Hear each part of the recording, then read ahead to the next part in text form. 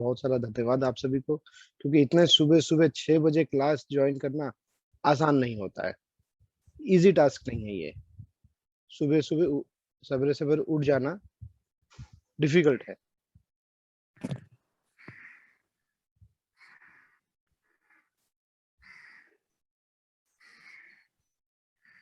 Class शुरू करने के पहले मैं छोटे से कुछ नियम बता देता हूँ, जो कि आप सभी के लिए ईज़ी होगा। पेन पेपर आप सभी लीजिएगा, क्योंकि बहुत सारी चीज़ें हम ऐसे डिस्कस करेंगे जो बहुत लाइफ़ के लिए इम्पोर्टेंट चीज़ें होंगी, आपके बेनिफिट के लिए होगा। उसे आप अगर नोट करेंगे, तो आगे आप जाके रिफ़र कर सकेंगे। 1 घंटे की लगभग क्लास रहेगी हमारी। कोशिश मेरा रहेगा कि मैं 1 घंटे शार्प में मैं क्लास समाप्त करूँ। 18 दिन की क्लास है, हर दिन 1 अध्याय लेंगे हम। और ये खाली ऐसा अध्याय नहीं होगा कि हम खाली बस भगवत गीता की बात करेंगे, कृष्ण की बात करेंगे, हम यहाँ पे रियल लाइफ की भी बात करेंगे। How we will apply this Bhagavad Gita principle in our daily life, वो डिस्कस करेंगे हम। How this relates to our daily life, how Bhagavad Gita can help us in solving our daily life problems, सभी चीज हम डिस्कस करेंगे यहाँ पे। तो ये खाली एक नॉर्मल डिस्कशन नहीं होगा, ये बहुत ही इंटरैक्टिव डिस्कशन होगा। 1 घंटे का क्लास समाप्त होने के बाद हम प्रश्नोत्तर भी लेंगे। तो 6 से 7 बजे तक हमारी क्लास रहेगी, 7 से 7:30 तक मैक्सिमम प्रश्नोत्तर रहेंगे।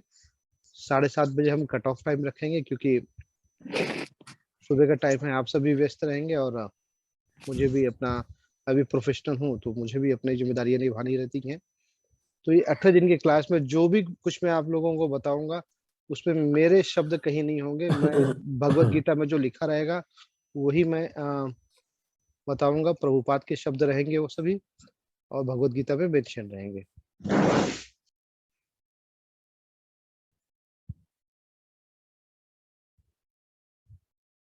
आप सभी को भगवत गीता पे, कृष्ण पे बहुत ज्यादा विश्वास होना जरूरी है। अगर विश्वास नहीं होगा, डाउट होगा, तब आप लोग को शायद समझने में थोड़ी दिक्कत आएगी। इसलिए समर्पण के साथ में कृष्ण के पर विश्वास होना चाहिए, जरूरी है।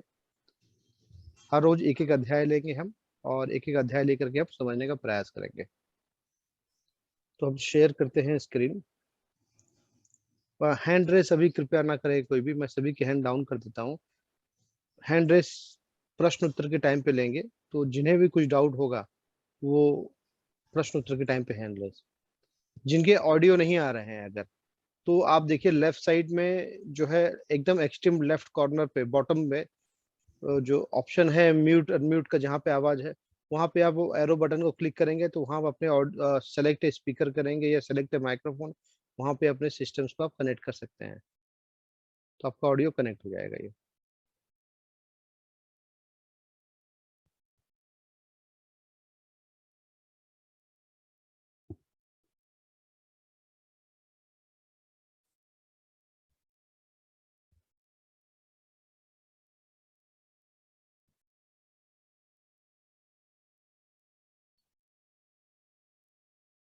Screen share.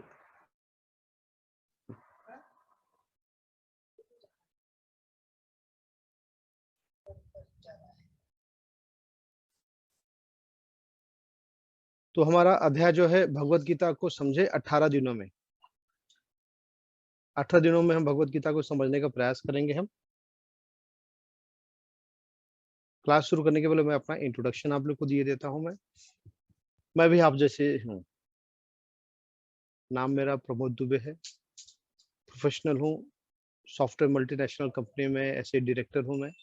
20 साल का एक्सपीरियंस है मुझे। मैंने इंजीनियरिंग किया हुआ है, बीई कंप्यूटर्स करने के बाद मैंने एमबीए किया है। सिक्स सिग्मा में ब्लैक बेल्ट हूँ, और काफ़ी सारे प्रोसेसेस के लिए लीड ऑडिटर हूँ, चाहे वो क्वालिटी मैनेजमेंट हो, इंफॉर्मेशन सिक्योरिटी हो, डेटा प्राइवेसी हो, क्लाउड सिक्योरिटी हो, रिस्क हो, या प्रोजेक्ट मैनेजमेंट। तो मैं भी आप लोगों की तरह एक वर्किंग प्रोफेशनल हूँ, लेकिन कृष्ण के प्रति समर्पण है, कृष्ण के प्रति प्रेम है, इसलिए अपनी सेवाएं मंदिर के लिए देता हूँ। और भगवत गीता का प्रचार प्रसार करना अपनी एक नैतिक जिम्मेदारी समझता हूँ।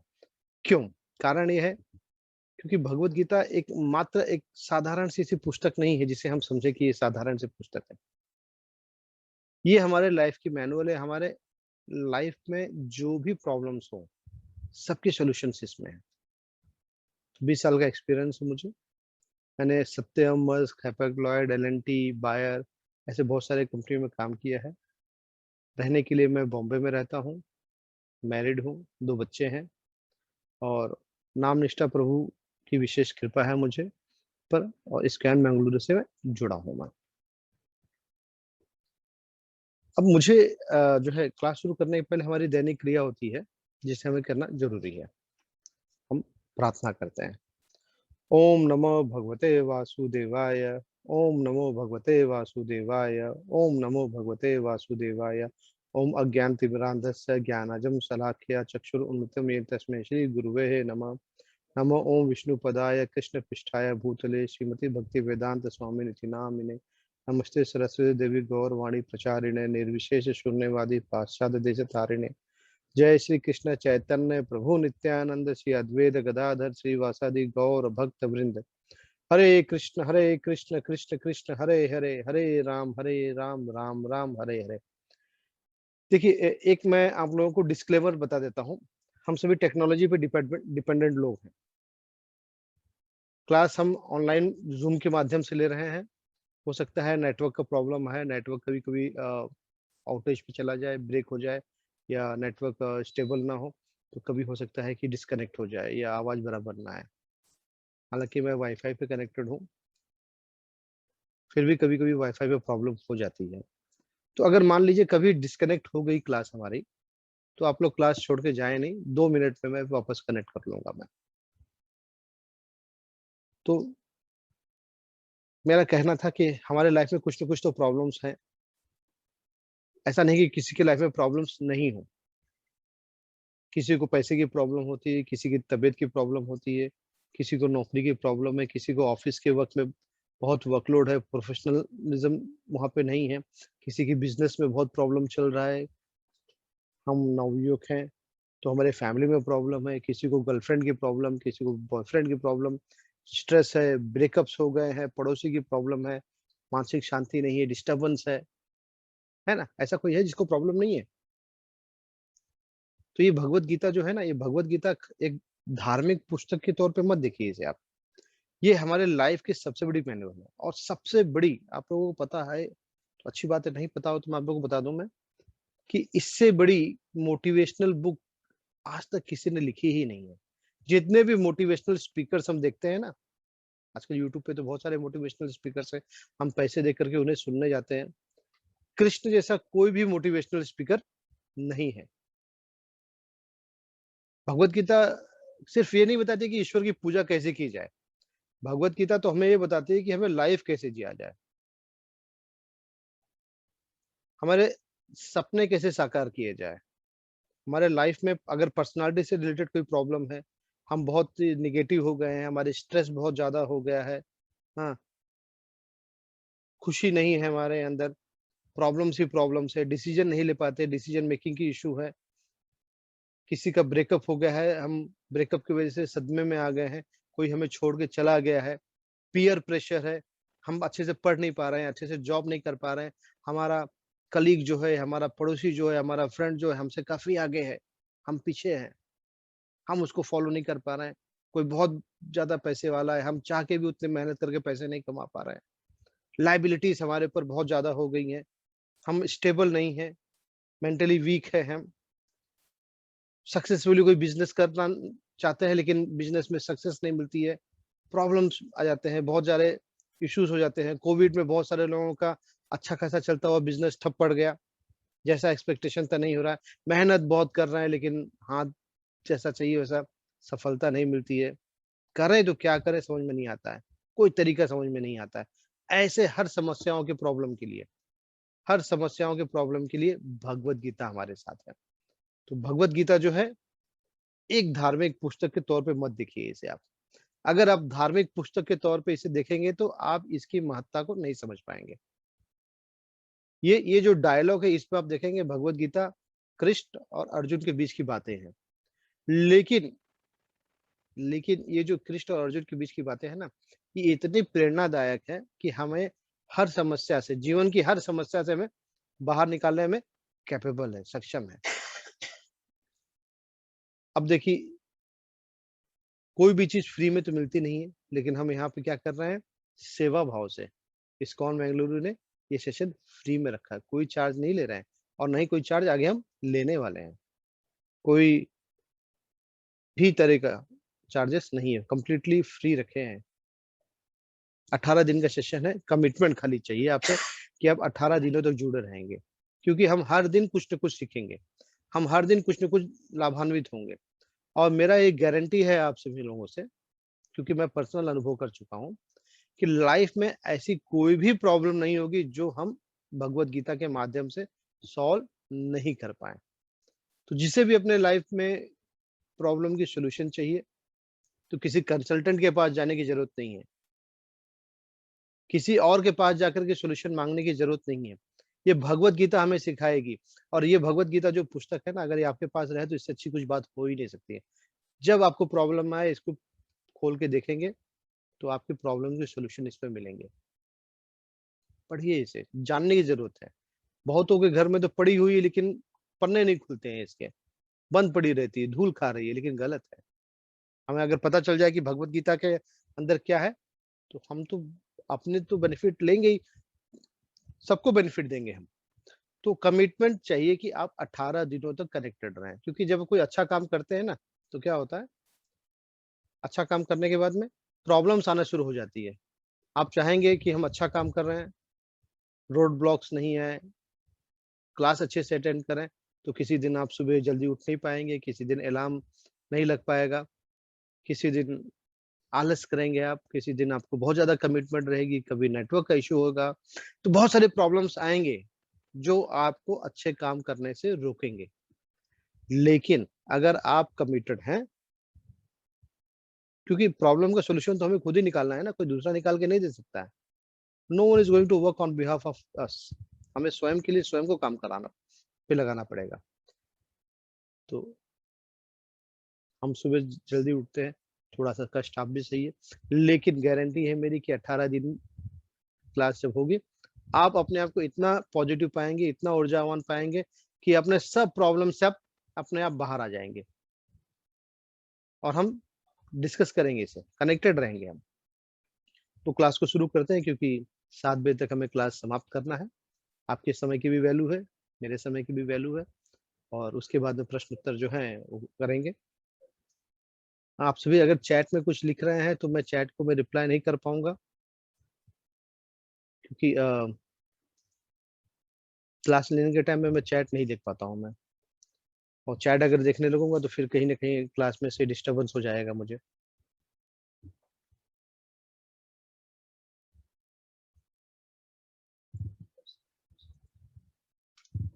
तो हम क्लास शुरू करते हैं। देखिए, थोड़ा सा ओरिएंटेशन जरूरी था आपको। ओरिएंटेशन हम इस्कॉन के थ्रू सौजन से प्रोग्राम कर रहे हैं। इस्कॉन क्या है, ये जानना बहुत जरूरी है। इस्कॉन एक ऐसी संस्था नहीं है जो कि लोगों को बताए कि अरे हम क्या हैं, इस्कॉन क्या है। नहीं, इस्कॉन कभी अपने बारे में प्रमोशन करता ही नहीं है। इस्कॉन का काम सिर्फ और सिर्फ एक ही है, डेडिकेटेड है। कैसे? कृष्णा के लिए। हम कृष्ण की बात करते हैं, क्योंकि कृष्ण जैसा स्पिरिचुअल लीडर, कृष्ण जैसा सुप्रीम पर्सनालिटी ऑफ गॉडहेड कोई दूसरा है ही नहीं है। अब देखिए यहाँ पे इस आकृति में, इस इमेज में दो महानुभाव हैं। एक तो हमारे मुरारी जी हैं बांसुरी वाले, और एक प्रभुपाद जी हैं। चलिए कुछ प्रभुपाद जी के बारे में जानने का प्रयास करते हैं। इनका नाम है भक्ति वेदांत स्वामी प्रभुपाद, फाउंडर आचार्य हैं। इन्होंने ही इस्कॉन की स्थापना की है। इस्कॉन का फुल फॉर्म है international society for Krishna consciousness. अब देखिए, इसका अर्थ भी समझने का प्रयास करें, क्योंकि बेसिक्स जब हमारा स्ट्रांग होता है तभी हम अच्छे से कोई चीज समझ पाते हैं। कृष्णा कॉन्शियसनेस मतलब है कृष्ण को जानना।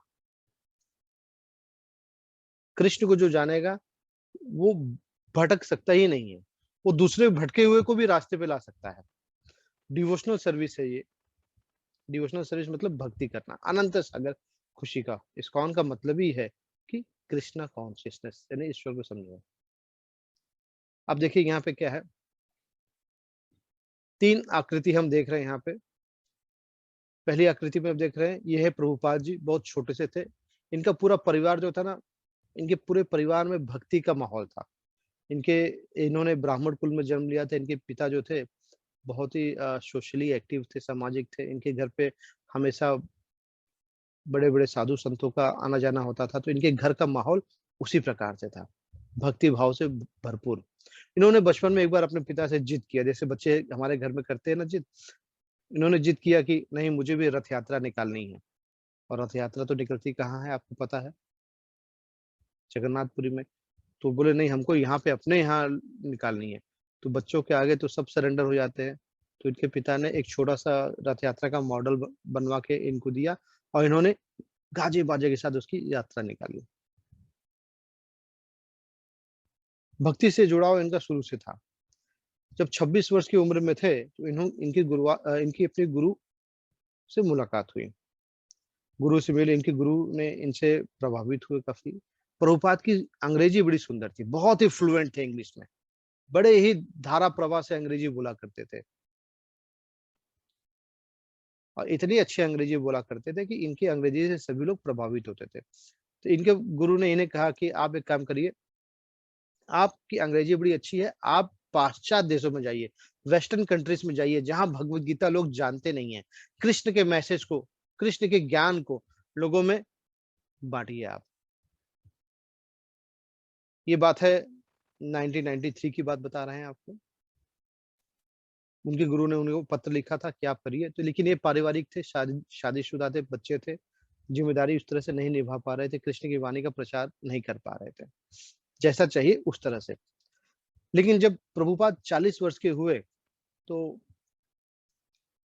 इनके गुरु का स्वर्गवास हो गया। इनके पास गुरु की दी हुई कोई चीज़ नहीं थी, सिर्फ़ मात्र एक लेटर था जिसमें उन्होंने लिखा था कि आप पाश्चात्य देशों में जाकर के प्रचार करिए। प्रयास कर रहे थे लेकिन सफलता नहीं मिल रही थी। प्रचार कर रहे थे भगवद गीता का, प्रचार कर रहे थे कृष्ण का, क्योंकि भक्त का मूल उद्देश्य होता है ईश्वर के बारे में लोगों को बताना।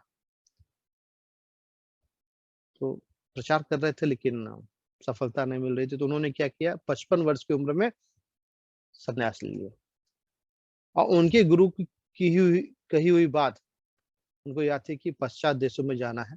तो 70 वर्ष की आयु में वे अमेरिका के लिए निकल पड़े कि पाश्चात्य देश में जाके प्रभु मुझे गुरु की आज्ञा का पालन करते हुए प्रचार करना है। तो 1965 में जलदूत नामक एक जो जहाज था, पानी की जहाज थी, इसमें सवार होकर के सिंधिया कंपनी थी, उन्होंने कह के गए, जलदूत से अमेरिका पहुँचे। संयोग की बात देखिए 70 वर्ष की आयु में लोग जो होते हैं, परिवार छोड़ना नहीं चाहते, शरीर से कमज़ोर हो जाते, हिम्मत नहीं पड़ती, लेकिन इन्होंने एक नए अभियान की शुरुआत की। क्या? गुरु की आज्ञा के वजह से। किसके भरोसे किया उन्होंने? कृष्ण के भरोसे, गुरु के आशीर्वाद के भरोसे और इस यात्रा में उन्हें 2 बार हार्ट अटैक भी आया। लेकिन कृष्ण पे उनको अथाह विश्वास था और इससे वो बच गए और अमेरिका पहुँचे। अब देखिए यहाँ क्या हो रहा है अमेरिका पहुँचने के बाद इनकी काफ़ी बड़ी स्टोरी है। पूरा अगर बात करने जाएँगे तो काफ़ी समय लगेगा तो मैं शॉर्ट में करता हूँ। तो प्रभुपाद क्या कर रहे थे वहाँ देखिए पार्क में कीर्तन कर रहे हैं। भटके हुए लोगों को रास्ते पे लेके आ रहे हैं। अमेरिका में जब पहुँचे तो वहाँ पे उस समय जो थे हिप्पी लोग थे। हिप्पी ऐसे लोग थे जो कि हमेशा सोसाइटी के अगेंस्ट में काम करते थे। समाज के नियमों का पालन नहीं करते थे। हमेशा शराब पिया करते थे, व्यभिचार करते थे, एक-दूसरे के साथ गलत करते थे, ड्रग्स लिया करते थे।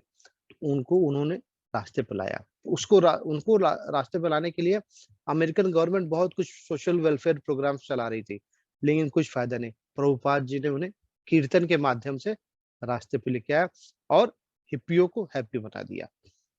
इस्कॉन की स्थापना एक ही साल में कर दी। 65 में तो वो निकले थे, 66वें वर्ष में 1966 में उन्होंने इस्कॉन की स्थापना की और मज़े की बात है कि 12 वर्ष की आयु में सॉरी 12 वर्ष में उन्होंने इस्कॉन को इतना बड़ा बना दिया कि उनसे मिलने के लिए सब बड़े-बड़े लोग आने लगे।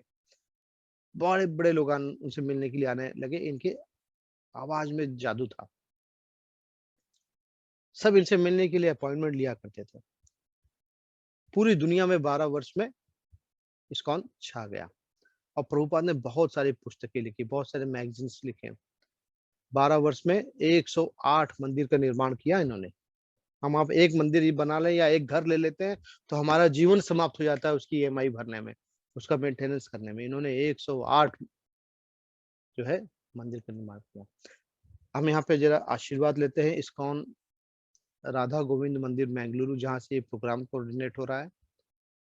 राधे कृष्ण का हम यहाँ प्रणाम करते हैं, इनका आशीर्वाद लेके आगे बढ़ते हैं। आप सब भी आशीर्वाद लें।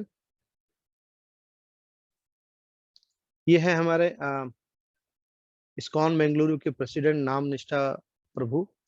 ये भी प्रभुपाद जैसे कर्तव्यनिष्ठ हैं। इन्हीं की सोच की उपज है कि हम घर बैठे बैठे 18वां बैच ऑनलाइन क्लास कर रहे हैं, वो भी फ्री में कर रहे हैं।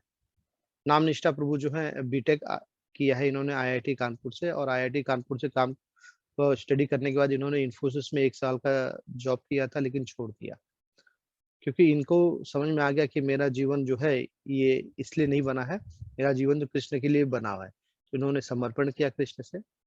कभी भी जब भी आपको अवसर मिले जीवन में तो मैंगलोर जरूर आइएगा। नाम निष्ठा प्रभु से मिलने का अवसर मिले तो उसे जरूर उसका लाभ लीजिए। जानने का प्रयास करते हैं भगवत गीता है क्या। भगवत गीता क्या है? एक महाकाव्य ग्रंथ है जिसमें हमारी सभी समस्याओं का उत्तर है। इसे महात्मा गांधी ने, अल्बर्ट आइंस्टाइन ने, जीवन के बहुत बड़े बड़े लोगों ने पढ़ा है और क्या कहते हैं कि आध्यात्मिक शब्दकोश है, एक स्पिरिचुअल डिक्शनरी है, और ये पूरे विश्व के लोगों के लिए प्रेरणा की पुस्तक है। ये कोई धार्मिक पुस्तक नहीं है। इसे आप धार्मिक पुस्तक के चश्मे से ना देखें। गांधी जी क्या कहते हैं? जो लोग गीता को ध्यान करते हैं वे हर दिन ताजा आनंद और एक नए अर्थ का प्राप्त करेंगे। यानी आप जितने बार भगवत गीता पढ़ेंगे ना, उतने बार आपको नया आनंद आएगा। जब मैं भगवत गीता पढ़ता हूँ और महसूस करता हूँ कि भगवान ने इस ब्रह्मांड को कैसे बनाया है जो इतना शानदार है। अल्बर्ट आइंस्टाइन आप जानते हैं ना, E is equal to MC²। इन्होंने फॉर्मूला दिया था, बहुत ही प्रख्यात वैज्ञानिक। जब इन्होंने भगवत गीता पढ़ा, बोले अरे मेरा आविष्कार तो कुछ नहीं है कृष्ण के सामने, मैं तो कृष्ण के सामने कुछ नहीं हूँ, कृष्ण ने तो इतने बड़े ब्रह्मांड की रचना की, मैं छोटा सा आविष्कार करके अपने आप को बहुत बड़ा मानता हूँ। इन्होंने समर्पण कर दिया।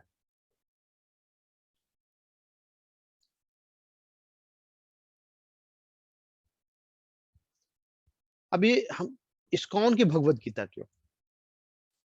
भगवत गीता आप देखिए मार्केट में लेने जाएंगे, बहुत सारे हैं, हजारों मिल जाएंगे आपको, एक दो नहीं, बहुत सारे राइटर्स मिल जाएंगे।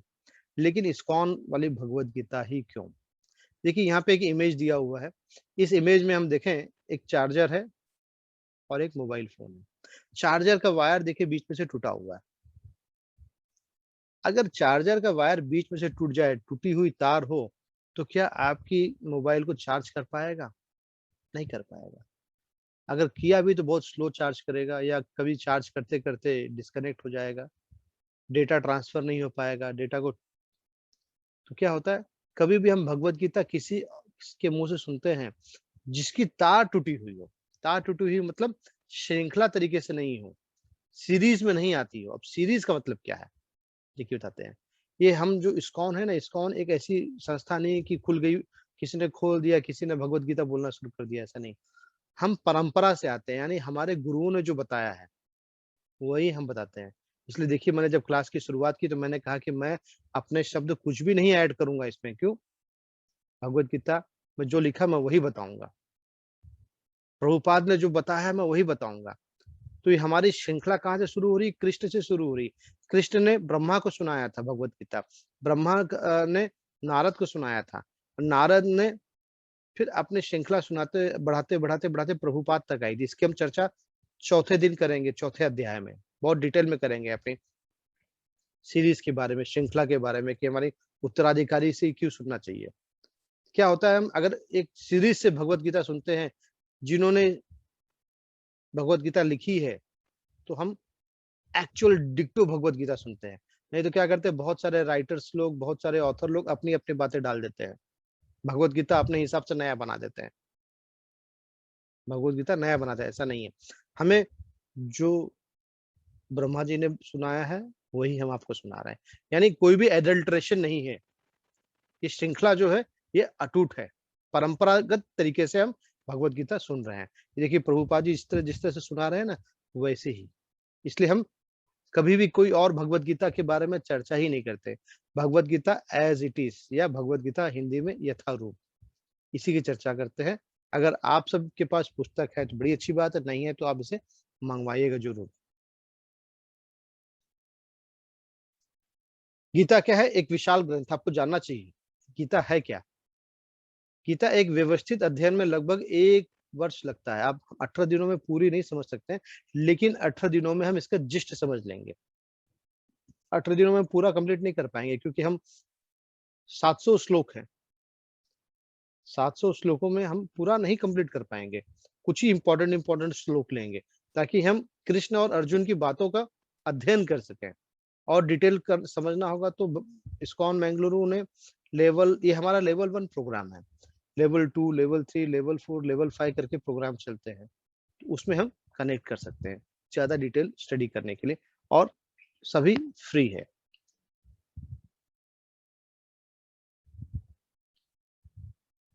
देखिए, समझने का प्रयास करेंगे सब चीजें 18 दिनों में। महाभारत में भी 18 पर्व थे, भगवत गीता में भी 18 अध्याय हैं, यानी 18 चैप्टर्स हैं। पुराण भी देखिए 18 है।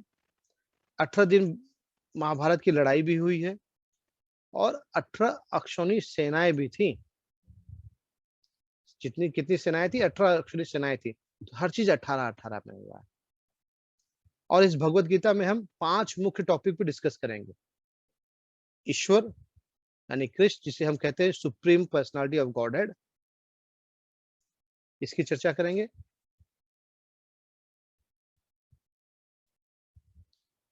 फिर दूसरा है जीव तत्व, यानी इसे हम सोल कहते हैं, आत्मा। जीव तत्व के बारे में बात करेंगे हम। अब देखिए, ईश्वर मतलब कौन? जो कंट्रोल करते हैं, कृष्णा। हम क्या है? जो कंट्रोल्ड होते हैं। जैसे हमारे अंदर ह्यूमन लाइफ है, एनिमल्स है, जानवर हो गए, पशु हो गए, पक्षी हो गए, पेड़ पौधे, सब क्या है? जीव है ना। जीव मतलब खाली इंसान नहीं होते, जीव मतलब सभी। प्रकृति, प्रकृति यानी नेचर, फल फूल सब चीज प्रकृति में है। ये हम लैपटॉप से क्लास कर रहे हैं, लैपटॉप भी हमारी प्रकृति में है, मोबाइल भी प्रकृति आती है, सभी चीज प्रकृति में है। जमीन, सरोवर, सभी चीज आती है। कर्म, कर्म की भी बात करेंगे, यानी हमारे एक्शंस किस तरह के होते हैं, हमारे कर्म कैसे हैं, अच्छे हैं बुरे हैं उसपे। और काल यानी समय, प्रेजेंट फ्यूचर और पास्ट, सब काल समय की बात करेंगे। तो इस भगवत गीता में अब देखेंगे हम 18 दिनों में इन टॉपिक को कई बार रिफर करेंगे। ईश्वर के बारे में, जीव के बारे में, प्रकृति के बारे में, कर्म के बारे में, काल के बारे में। भगवत गीता में कुल मिलाकर के 700 श्लोक है, जिसमें से 514 श्लोक जो है कृष्ण ने कहा है, 82%। अर्जुन ने 84 श्लोक कहे हैं, 12%। संजय ने 41 श्लोक कहे हैं, 5.9%। धृतराष्ट्र ने मात्र एक ही श्लोक कहा है, यानी 0.01%। तो याद रखिएगा, आप लोग नोट कर सकते हैं कि कितने श्लोक हैं। 700 श्लोक में से 574 कृष्ण, और अर्जुन 84, संजय 41 और धृतराष्ट्र 1। ये देखिए, ये आपको खाली बस एक रेफरेंस के लिए मैं बता रहा हूँ कि हस्तिनापुर की जो परंपरा है, डायनेस्टी है, कुल परंपरा आपको बताता हूँ मैं, कुल परंपरा के बारे में, ताकि आप लोगों को पता चल जाए। ये है वो शांतनु जो थे। शांतनु की 2 पत्नी थी। एक पहली पत्नी थी गंगा, जिससे भीष्म हुए थे। एक छोटी सी जानकारी, हम भगवत गीता को टच नहीं करेंगे, क्योंकि हमारा टॉपिक ही नहीं है भगवत गीता। हम तो टच करेंगे भगवत सॉरी हम महाभारत को टच नहीं करेंगे, हम भगवत गीता को ही टच करेंगे। फिर भी थोड़ी सी एक बेसिक जानकारी महाभारत की दे देते हैं, ताकि, क्योंकि महाभारत के ही युद्ध के दौरान ये भगवत गीता बोली गई थी, मात्र 40 मिनट में। 40 मिनट की भगवत गीता है। कृष्ण ने अर्जुन को 40 मिनट में भगवत गीता सुनाई थी। कहने वाले इतने योग्य थे और सुनने वाला भी इतना योग्य था कि 40 मिनट में भगवत गीता समाप्त हो गई। हमें तो सालों लग जाते हैं, क्योंकि ना हम कृष्ण है ना अर्जुन है।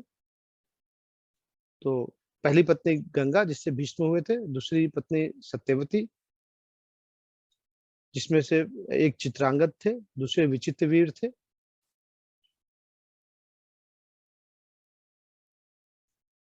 और सत्यवती से जो था, एक पराशर ऋषि से व्यास जी हुए थे, जिन्होंने महाभारत की रचना की है। चित्रांगद की मृत्यु हो गई थी विवाह के पूर्व। विचित्रवीर जो थे उनकी भी मृत्यु हो गई, उन्हें कोई पुत्र नहीं था। तो पहले के समय में ऐसा हुआ करता था कि सत्यवती ने अपने पुत्र व्यास जी को बुलाया, इन्होंने मात्र दृष्टिपात करके। देखिए, ज़रूरी नहीं है, हम क्या समझते हैं कि जब तक मैटेरियलिस्टिक रिलेशन ना हो, अगर हमें बच्चे पैदा करने हैं, तो हम फिज़िकल रिलेशन बनाते हैं, शारीरिक संबंध बनाते हैं। ऐसा ज़रूरी नहीं है। पहले क्या होता था, मात्र दृष्टि डाल दिए तो हो जाता था, आशीर्वाद दे दिए तो हो जाता था। ऐसी क्षमता थी लोगों में। आज तो कितने लोग ऐसे हैं, जिस पे जब तक ईश्वर की कृपा नहीं होती तो बच्चे ही नहीं होते हैं। उस टॉपिक पे हम नहीं जाते हैं, हम डिस्कस कर रहे हैं कि कैसे महाभारत की श्रृंखला आगे बढ़ी, परिवार कैसे बढ़ा। पहले अंबिका से धृतराष्ट्र हुए। धृतराष्ट्र की पत्नी गांधारी, इन्हें 100 पुत्र और एक पुत्री थी दुशाला, और शकुनी इनके मामा थे। फिर दूसरी पत्नी अंबालिका, जिससे पांडु हुए। पांडु की 2 पत्नी थी, कुंती और माद्री। कुंती से युधिष्ठिर, भीम और अर्जुन हुए। माद्री से नकुल और सहदेव हुए। और कुंती से पहले, विवाह के पहले सूर्यदेव के आशीर्वाद से कर्ण हुए थे। कृष्ण जो थे इनके रिलेशन में आते थे, बुआ के लड़के थे ये कृष्ण। तो ये जो कुंती थी इनकी बुआ लगती थी। और तीसरा जो थे विदुर थे, ये इनकी पारिवारिक डिटेल्स हैं। चलिए हम गीता के रहस्यवाद की यात्रा शुरू करते हैं। आपको स्वागत है। गीता, पहले दिन हम ओरिएंटेशन ज्यादा कर रहे हैं गीता के बारे में। देखिए गीता क्या है।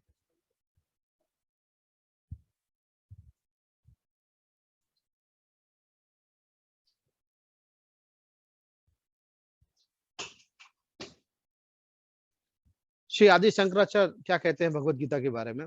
गीता शास्त्रम इदम पुण्यम यह पठेत प्रयत पुमान विष्णु पादम अवापनोति भय शोकादि वर्जित। यानी गीता क्या है, एक दिव्य साहित्य है।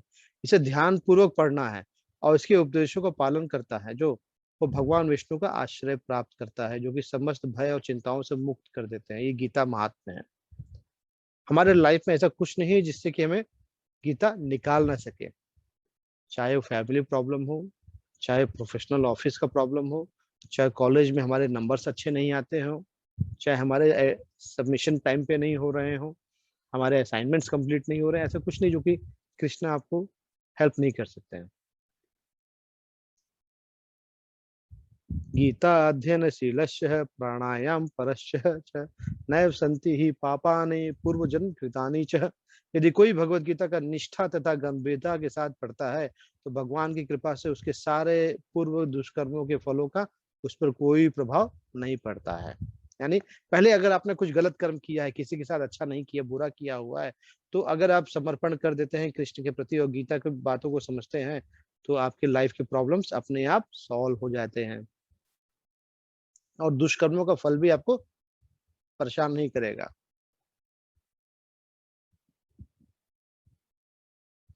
गीता सुगीत कर्तव्य के मन्यो शास्त्र विस्तरे या स्वयं पद्मनाभस्य मुख पद्माद विनिहि श्रितः।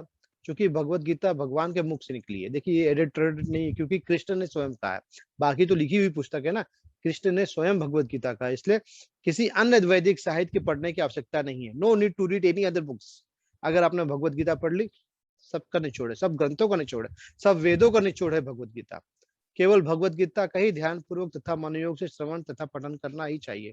केवल एक पुस्तक भगवत गीता ही पर्याप्त है, क्योंकि यह समस्त वैदिक ग्रंथों का सार है और इसका प्रवचन सिर्फ डायरेक्ट कृष्ण ने किया है।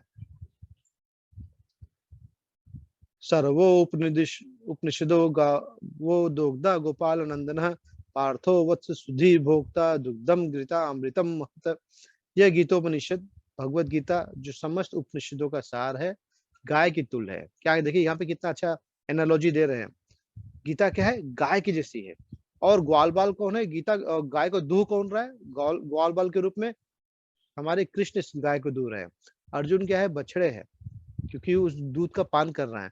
और सारे विद्वान और शुद्ध भक्त क्या है, भगवत गीता के अमृतमय दूध का पान करने वाले हैं। यानी इस भगवत गीता क्या है, गाय के जैसे। इसका कौन लिखा हुआ है, कृष्ण ने। इसका फल कौन पा रहा है, हम आप पा रहे हैं। हम आप इस अमृतमय दूध का पान कर रहे हैं, तो हम आप के ऊपर बहुत बड़ी कृष्ण की कृपा है। ये मत सोचिए कि भगवत गीता सुनने का आसानी से मौका मिल जाता है, नहीं। जिसके ऊपर कृपा होती है, जिसके ऊपर ईश्वर की वेल विश होते हैं, जो कृष्ण जिस पे अपने छाया डालना चाहते हैं, प्रॉब्लम से इसे निकालना चाहते हैं, उसको ही अवसर मिलता है। क्योंकि भारत की आबादी 135 करोड़ है। ये क्लास होने वाली है, इसके मैसेजेस काफी लोगों को गए, हजारों लोगों को गए। मात्र कुछ ही लोग जुड़ पाए हैं। 206 लोग इस समय कनेक्टेड हैं जूम पे। 206 लोग इस जूम पे कनेक्टेड हैं। सबको इसका फल नहीं मिल रहा है। जो जिसपे कृष्ण की कृपा है, जिसके पुण्य जग रहे हैं, जो अपने समस्याओं का समाधान चाहता है, जो जीवन में कुछ करना चाहता है, जीवन में कुछ बनना चाहता है, जीवन को एक दिशा देना चाहता है, वही इस भगवत गीता को क्लास अटेंड कर पा रहा है। वरना सबको कृष्ण का आशीर्वाद नहीं मिलता है। तो कमिटमेंट जरूरी है। ये नहीं कि पहले दिन हम आ गए, दूसरे दिन आलस्य करने लगे, नहीं। डेली कनेक्टेड रहिए, तभी बेनिफिट होगा। एकम शास्त्रम देवकी पुत्र गीतम, एको देवो देवकी पुत्र एवं, एको मंत्रस्य है नामानि यानी कर्माप्येकते देवस्य सेवा। यानी आज के युग में, इस कलयुग में लोग क्या चाहते हैं, कंफ्यूज नहीं होना चाहते हैं। सिंपल, बहुत सारी पुस्तकें नहीं पढ़नी है, बहुत सारे ग्रंथ नहीं पढ़ने हैं, बहुत सारे पुराण नहीं पढ़ने हैं। एक शास्त्र पढ़ना है, एक ईश्वर को पालन करना है, एक धर्म की बात करनी है, एक ही वृत्ति, एक ही तरीका होना चाहिए, जो अत्यंत उत्सुक है। क्या अतः सारे विश्व के लिए केवल एक शास्त्र चाहिए, कौन सा, भगवत गीता। सारे विश्व के लिए एक ही ईश्वर हो, कौन, कृष्ण। एक ही मंत्र हो, एक ही प्रार्थना हो, उनके नाम का कीर्तन। कौन सा मंत्र होना चाहिए, हरे कृष्ण कृष्ण कृष्ण हरे हरे, हरे राम राम राम हरे हरे। और एक ही कार्य क्या होना चाहिए हमारे लाइफ का, कृष्ण की सेवा, ईश्वर की सेवा। तो अभी हमने जो था ओरिएंटेशन किया, भगवत गीता क्या है ये जाना। हमने डिस्कस भी किया था ना कि ऐसा लाइफ का, मैंने कुछ प्रॉब्लम्स के सैंपल्स लिए थे कि ऐसे लाइफ की कोई भी प्रॉब्लम्स हो, चाहे वो स्ट्रेस, चाहे मेंटल प्रेशर, कुछ भी हो लाइफ में, कुछ भी कितना भी बड़ा प्रॉब्लम हो, ऐसा प्रॉब्लम नहीं है जिसका सोल्यूशन कृष्ण नहीं दे सकते हैं इस गीता के माध्यम से। तो देखते हैं भगवत गीता का पहला अध्याय, जहाँ पे दो सेनाओं की लड़ाई होने जा रही है। और अर्जुन जो है विसर्ग युग, यानी अर्जुन विलाप कर रहे हैं, रो रहे हैं। अर्जुन थक हार चुके हैं। दो सेनाओं की लड़ाई हो रही है, कौरव और पांडव। जब लड़ाई होती है तो लड़ाई के समय तो सिर्फ लड़ाई होती है ना, लेकिन जब लड़ाई होने लगी तो अर्जुन ने कहा कि जरा मुझे दिखाइए कि मेरे से लड़ने के लिए कौन आ रहे हैं, मैं किससे लड़ने जा रहा हूँ। और कृष्ण क्या करते हैं, दोनों सेनाओं के बीच में अपने मित्र, अपने सखा अर्जुन की रथ लेके जाते हैं। और अर्जुन सबको देख के कंफ्यूज हो जाते हैं, हिम्मत छोड़ देते हैं, हार जाते हैं, डर जाते हैं। डरते मतलब शक्ति से ही नहीं हुए, डरते हैं कि मैं कैसे अपनों को मारूंगा। इसी तरह तो हमारी भी स्थिति है। हम अगर कुछ नया काम करना चाहते हैं तो क्या होता है, अर्जुन की तरह कंफ्यूज हो जाते हैं, कैसे करें, अपनों से कैसे बात करें, कैसे फेस करें। हम भी तो उसी में फंसे हुए रहते हैं ना।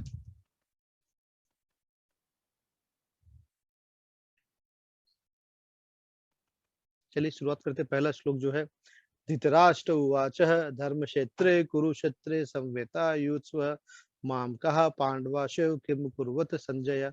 यहाँ धृतराष्ट्र क्या बोल रहे हैं, हे संजय, धर्म भूमि कुरुक्षेत्र में युद्ध की इच्छा से एकत्र हुए मेरे तथा पांडवों के पुत्रों ने क्या किया। देखिए यहाँ समझने वाली बात है, युद्ध कहाँ हो रहा है, कुरुक्षेत्र में। धृतराष्ट्र क्या है, कौरवों के पिता है, दुर्योधन के पिता है। और बैठे बैठे अपने राजमहल में देख रहे हैं, लाइव टेलीकास्ट देख रहे हैं, किसका, युद्ध का। किसके माध्यम से, संजय के माध्यम से। जो व्यास ऋषि थे, वे आए युद्ध शुरू होने के पहले, बोले मैं तुम्हें दिव्य दृष्टि दिए देता हूं, ताकि जो कुछ भी हो रहा है युद्ध भूमि में तुम यहाँ बैठे बैठे देख लेना। तो धृतराष्ट्र ने कहा कि गुरुदेव, मैंने आज तक किसी को नहीं देखा है, मैं अंधा हूं जन्म से, आप मुझे दिव्य दृष्टि दे भी देंगे तो मैं तो किसको पहचान भी नहीं पाऊंगा कि कौन मेरा पुत्र है, कौन पांडवों के पुत्र है, कौन मेरी सेना में है, कौन दूसरों की सेना में है।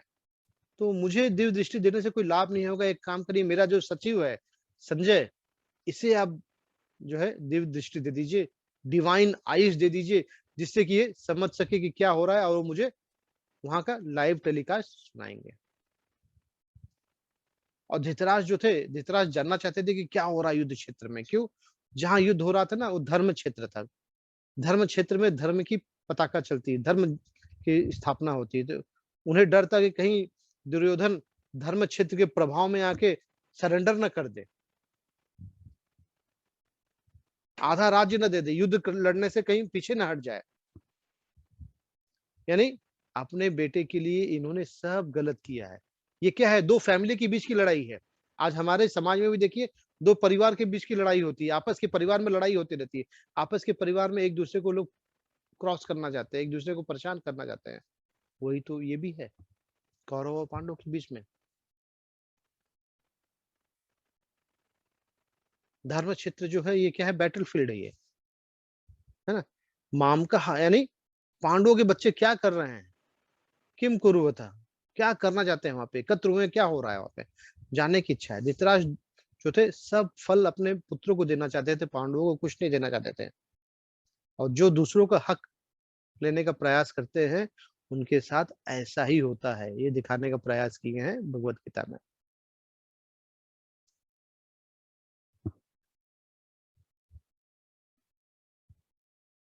देखिए दूसरे और तीसरे श्लोक में क्या कहे, संजय ने कहा, है राजन, पांडु पुत्र द्वारा सेना की व्यूह रचना देखकर राजा दुर्योधन अपने गुरु के पास गए और उसने ये शब्द कहे, हे आचार्य, पांडु पुत्रों की विशाल सेना को देखो, जिससे आपके बुद्धिमान शिष्य द्रुपद के पुत्र ने इतने कौशल से व्यवस्थित किया है। यानी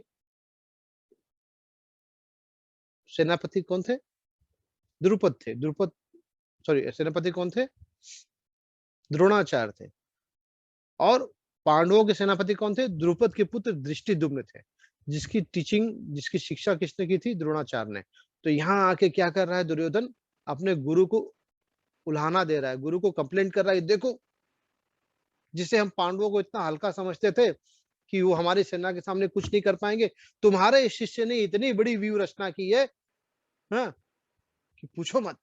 यानी उस व्यू रचना को देख के दुर्योधन हल्का सा डर गया था, उसके मन में भय आ गया था।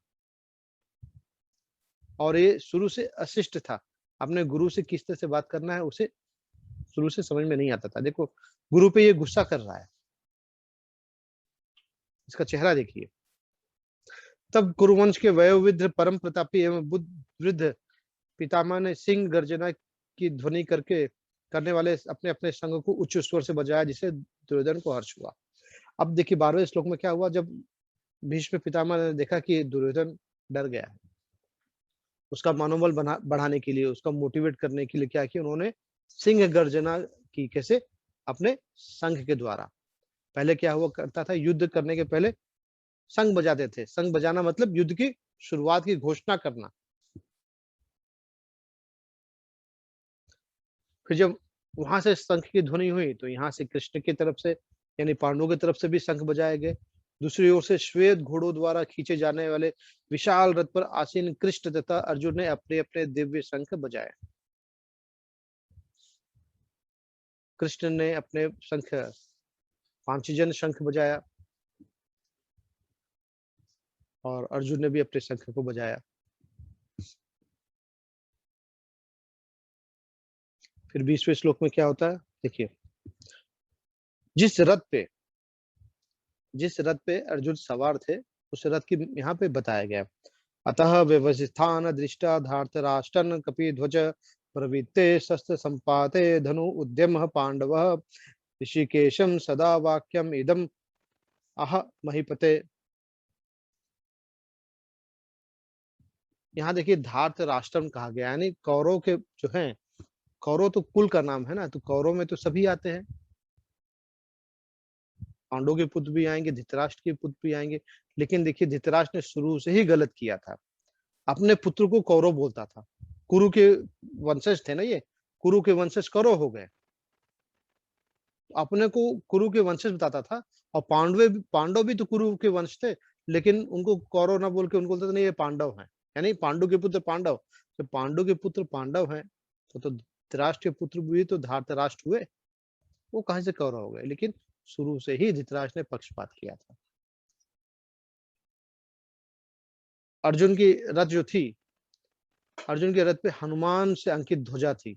रथ पर आसीन पांडुपुत्र अर्जुन अपना धनुष उठाकर तीर चलाने के लिए उद्यत, यानी तीर लेके लड़ने के लिए तैयार हुए। हे राजन, धृतराष्ट्र के पुत्रों की व्यू में खड़ा देखकर अर्जुन ने कृष्ण से वचन कहे, यानी लड़ाई करने के लिए तैयार हो गए, तीर धनुष तान लिए। फिर उन्होंने बोला कृष्ण से, कृष्ण जरा मुझे एक आपसे बात करनी है। अर्जुन ने कहा 21वें और 22वें श्लोक में, हे अच्युत, अच्युत यानी अविनाशी, जिसका कभी नाश नहीं हो सकता, कृपया करके मेरा रथ दोनों सेनाओं के बीच में ले चलिए, जिससे मैं यहाँ युद्ध की अभिलाषा रखने वाले और रखने वालों को और शस्त्रों को इस महान परीक्षा में जिनसे मुझे संघर्ष करना है उन्हें देख सकूं। यानी मुझसे कौन लड़ना चाहते हैं मैं उन्हें देखना चाहता हूँ। लड़ाई में क्या होगा, शस्त्र चलेंगे, तो शस्त्र की परीक्षा होगी, यानी किसके शस्त्र भारी होंगे वही जीतेगा। तो मैं जब देखना चाहता हूँ कि मुझसे कौन लड़ना चाहता है, मैं किससे लड़ने वाला हूँ, किसके पास कौन से अस्त्र शस्त्र है, जरा मुझे देखना चाहता हूँ, जरा मुझे दिखाइए। तो कृष्ण तो अर्जुन के सखा थे, उन्होंने बोला ठीक है। उन्होंने क्या किया, रथ आगे बढ़ाया और दोनों सेनाओं के बीच में रथ ले जाके खड़े कर दिए। अच्छा, 20वें श्लोक में क्या कहते हैं, अर्जुन ने वहां पर दोनों पक्षों की सेनाओं के मध्य में अपने चाचा को, ताऊ को, पितामह को, गुरु को, मामा को, भाई को, पुत्र को, पौत्र को, मित्रों को, ससुर को, शुभचिंतकों को देखा। अर्जुन ने देखा कि अरे मैं यहाँ किससे लड़ने आया हूँ, यहाँ तो सब मेरे अपने हैं। उस समय लगभग अर्जुन की उम्र भी 90 वर्ष के आसपास थी, उनके भी पौत्र हो चुके थे अर्जुन के भी। बोले अरे मैं किससे लड़ने आया हूँ, ये तो मेरे चाचा है, ताऊ हैं, मेरे गुरु हैं, द्रोणाचार्य हैं, ये भीष्म पितामह है, मेरे मामा लगेंगे, मेरे भाई लगेंगे, मेरे पुत्र हैं, मेरे पुत्र के पुत्र पौत्र हैं, ससुर है, मेरे सभी शुभचिंतक हैं। मैं इन्हें अपने से लड़ने आया हूँ, ये तो मेरे सभी अपने हैं, कैसे लड़ूंगा। अब इनके मन में कंफ्यूजन आ गया, जैसे हमारे मन में आता है। हम कोई अच्छा कार्य करने जाते हैं, तो कोई नया बिजनेस करने जाते हैं या नया कुछ नया चीज शुरू करते हैं, चाहे नई ऑफिस ज्वाइन करते हैं, तो बहुत सारा मन में होता है ना, कैसे करेंगे, क्या होगा, हाँ प्रॉफिट होगा कि लॉस होगा, रिस्क हो गया, धंधा खत्म हो गया तो क्या होगा, मैंने सक्सेस नहीं कर पाया तो घर की चीजें भी चली जाएंगी, हाँ कमाई नहीं होगी, सब खत्म हो जाएगा। यानी बहुत सारे इफ्स एंड बट, बहुत सारे मन में विचार आने लगते हैं। उसी तरह से अर्जुन के मन में विचार आ रहा है। अर्जुन क्या बोलते हैं 28वें श्लोक में,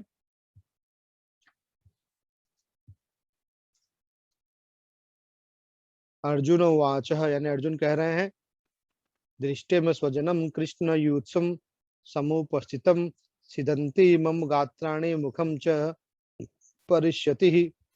अर्जुन ने कहा है कृष्ण इस प्रकार युद्ध की इच्छा रखने वाले मित्रों तथा संबंधियों को अपने समक्ष उपस्थित देखकर मेरे शरीर के अंग कांप रहे हैं, मेरा मुंह सूखा जा रहा है। अरे मैं किससे लड़ने जा रहा हूँ, यहाँ तो सब मेरे अपने हैं, मेरे सगे संबंधी हैं, मेरे शरीर के अंग कांप रहे हैं, मैं थर थर कांप रहा हूँ, मेरी बॉडी शेक कर रही है, मेरा मुंह सूखा जा रहा है, डर की वजह से नहीं, प्रेम की वजह से। कहते मैं किससे लड़ूं, अर्जुन के मन में ऐसा भाव आ रहा है, मेरा मुंह सूखा जा रहा है। अर्जुन अपने मन की व्यथा सुना रहे हैं। 31वें श्लोक में कहते हैं अर्जुन, हे कृष्ण, इस युद्ध में अपने ही स्वजनों का वध करने से न तो मुझे कोई अच्छाई दिखती है, न मैं उससे किसी प्रकार के विजय, राज्य, सुख की इच्छा रखता हूँ। कह रहे हैं हे कृष्ण, इस युद्ध में अगर मैं अपने स्वजनों को, अपने लोगों को मार दूं, वध कर दूं, उसमें क्या अच्छाई है, अपनों को मार के क्या बेनिफिट मिलेगा, इसमें अगर मैं जीत भी गया तो क्या फायदा इस विजय का, इस राज्य का या सुख की इच्छा तो रखता ही नहीं हूँ, जाने नहीं चाहिए मुझे, ना ना मुझे मारते चलेगा, मैं नहीं मारूंगा। 32 से 35वें श्लोक में क्या हो रहा है देखिए, अर्जुन क्या कह रहे हैं, हे गोविंद, गोविंद यानी गौओं को आनंद देने वालों को गोविंद कहते हैं, कृष्ण को गोविंद कह रहे हैं। हे गोविंद, हमें राज्य, सुख अथवा इस जीवन से क्या लाभ। देखिए यहाँ पे कैसी बातें कर रहे हैं, एक साधुओं की जैसी बात कर रहे हैं, क्योंकि जिन सारे लोगों के लिए हम उन्हें चाहते हैं वे ही इस युद्ध भूमि में खड़े हैं। हे मधुसूदन, जब गुरुजन, पितृगण, पुत्रगण, पितामह, मामा, ससुर, पौत्रगण, साले तथा अन्य सारे संबंधी अपना धन एवं प्राण देने के लिए तत्पर है और मेरे समक्ष खड़े हैं, तो फिर मैं इन सबको क्यों मारना चाहूंगा? यानी भले ही वो मुझे क्यों ना मार डालें। अर्जुन को अपनी क्षमता पे भरोसा है कि अगर मैं लड़ूंगा तो मैं तो मार दूंगा इन सबको, तो क्यों मारूं मैं इनको, भले ही वो मुझे क्यों ना मार डालें। हे जीवों के पालक, मैं इन सबों से लड़ने को तैयार नहीं, भले ही बदले में मुझे तीनों लोग क्यों न मिलते हों। इस पृथ्वी की तो बात ही छोड़ दीजिए, भला धृतराष्ट्र के पुत्रों को मारकर हम कौन सी प्रसन्नता मिलेगी? कह रहे हैं इनको मार के मुझे क्या मिलेगा, ये मुझे मार दे चलेगा। इनको मार के मुझे तीनों लोग का सुख भी मिल जाए, पृथ्वी तो छोड़ दीजिए, तो भी मैं मारना नहीं चाहता हूँ। क्या फायदा इन्हें मार के, क्या प्रसन्नता मिलेगी? यानी यहाँ अर्जुन बता रहे हैं कि मुझे कोई प्रसन्नता नहीं मिलने वाली है। अर्जुन अपने लोगों को देख करके सोचने में पड़ गए कि अरे ये तो मेरे अपने हैं, कैसे मारूं मैं इनको? कंफ्यूज्ड हो गए अर्जुन, कंफ्यूज्ड।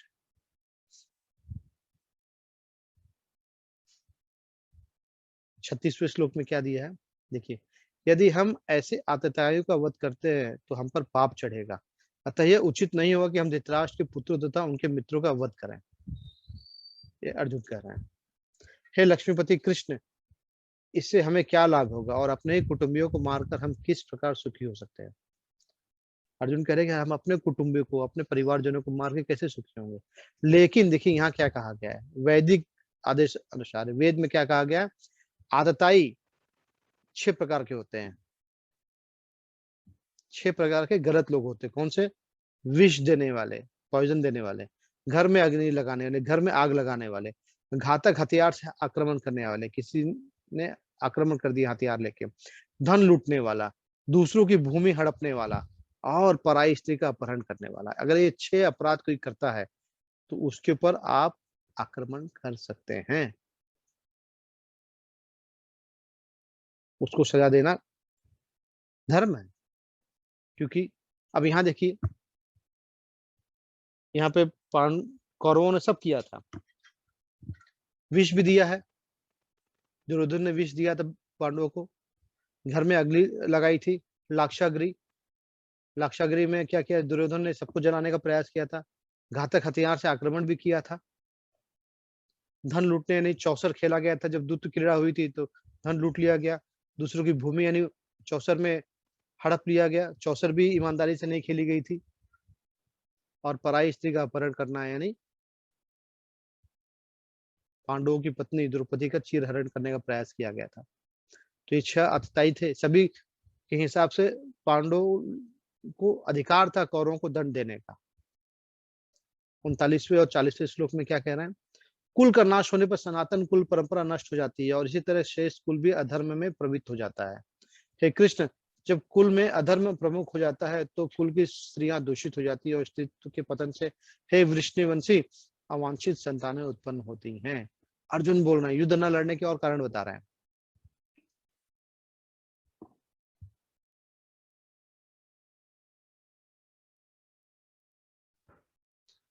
कह रहे हैं कि अगर मैं सबको मार दूंगा तो मेरे कुल का नाश हो जाएगा, हमारी सनातन कुल परंपरा नष्ट हो जाएगी और कुल में अधर्म बढ़ जाएगा। कैसे?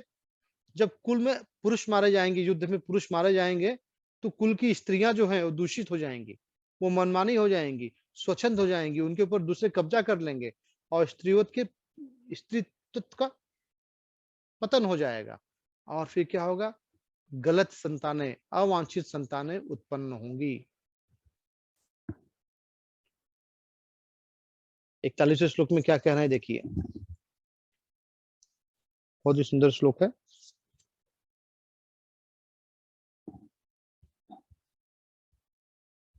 शंकरो नारकेव कुलघ्राणाम कुलस्य च पतन्ति पितरो एषः एषाम लुप्त पिंडक उदक क्रिया।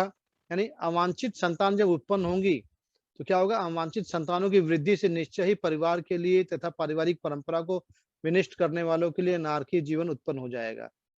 ऐसे पतित कुलों के पुरखे यानी पितर लोग गिर जाते हैं क्योंकि उन्हें जल तथा पिंडदान देने की क्रिया समाप्त हो जाती है। कह रहे हैं भाई सबको मार दिया, स्त्रियाँ बची जाएँगी, पुरुष समाप्त हो जाएँगे, तो स्त्रियों के ऊपर कोई दूसरा कब्ज़ा कर लिया, फिर उससे संतान उत्पत्ति होगी तो गलत संतान हो जाएगी। उस गलत संतान होने से कुल की परंपरा नष्ट हो जाएगी, पारिवारिक परंपरा नष्ट हो जाएगी और क्या होगा, ऐसे बच्चे अगर क्या करेंगे, पिंडदान करेंगे, जल देंगे तो भी पुरखों को नहीं मिलेगा, तो क्या होगा, समस्या बढ़ जाएँगी। ये उदाहरण दे रहे हैं, कारण दे रहे हैं नहीं लड़ने का। 46वें श्लोक में कह रहे हैं संजय संजय उवाच यानी संजय ने क्या कहा? एवम् उक्त्वा अर्जुनः सख्ये रथोपस्थुपाविशतः विसृज्य संशरं चापम शोक संविग्न मानसः। संजय ने कहा युद्ध भूमि में इस प्रकार कहकर अर्जुन ने अपना धनुष तथा बाण एक ओर रख दिया और शोक संतप्त चित्त से रथ के आसन पर बैठ गया। यानी इतना कह के कि नहीं लड़ना है मुझे, कई सारे कारण बताने लगे और हिम्मत छोड़ दिया उन्होंने, धनुष बाण एक ओर रख दिया, शोक संतप्त एकदम एकदम स्ट्रेस में आ गए, रथ के आसन पर बैठ गए। कैसे? ऐसे देखिए, माथे पे हाथ रख दिए हैं इन्होंने।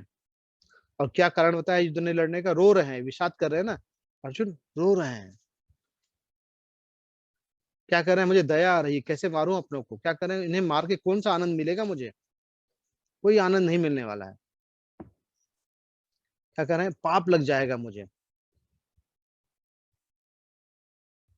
फिर क्या करें, पारिवारिक परंपराएं नष्ट हो जाएंगी और असमंजस की स्थिति, यानी अर्जुन कंफ्यूज है।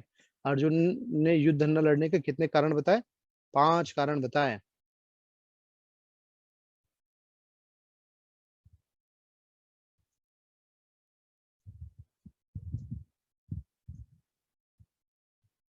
तो अर्जुन ने युद्ध न लड़ने के 5 कारण बताए। अब देखिए इसे हम अपने लाइफ से कैसे कनेक्ट करते हैं।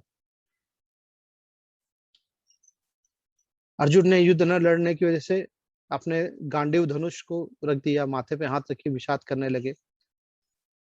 जब हम आप भी, अगर हम आप क्या करते हैं, जीवन में किसी उद्देश्य को लेकर आगे बढ़ते हैं ना, तो यकीन मानिए आप भी अपने जिंदगी की समस्याओं के जंग में, मैदान में अर्जुन हैं। और इसलिए भगवत गीता ज्ञान को जानना जरूरी है, वरना क्या होगा, हम भी अपने जीवन के अर्जुन होते हैं और समस्या से जब घिर जाते हैं तो नाना प्रकार के मन में उथल पुथल होता है और हम भी लड़ना छोड़ देते हैं, हम भी आगे बढ़ना छोड़ देते हैं। ये हो गया तो क्या होगा, वो हो गया तो क्या होगा, हम क्या करते हैं, कंफ्यूज स्टेट ऑफ माइंड हो जाते हैं।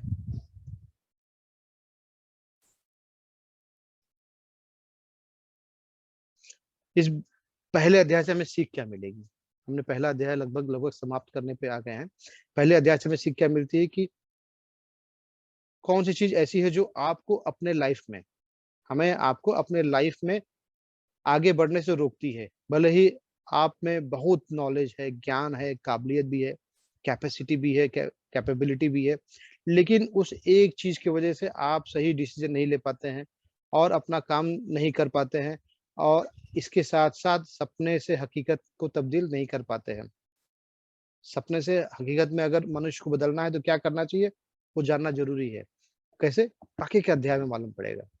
पहले अध्याय में तो अर्जुन ने खाली प्रॉब्लम दिया है, हमें सीख क्या मिलती है, हमें समझ में क्या आता है।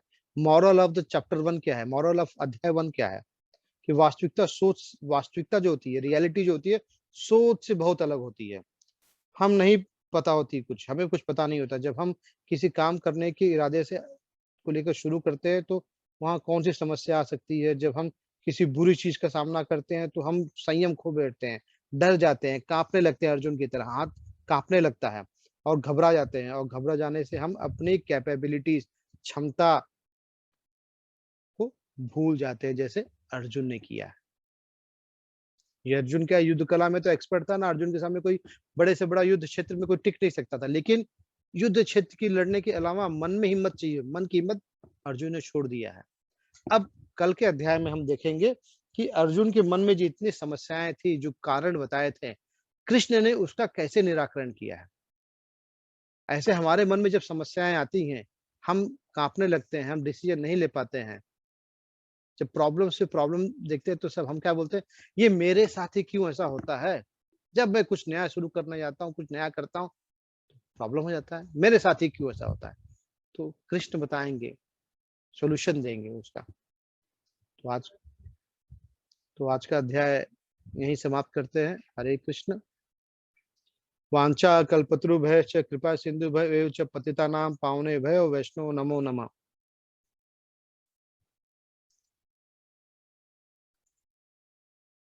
आप में से अगर किसी को कोई प्रश्न हो, तो प्रश्न हैंड रेज़ करके पूछ सकते हैं।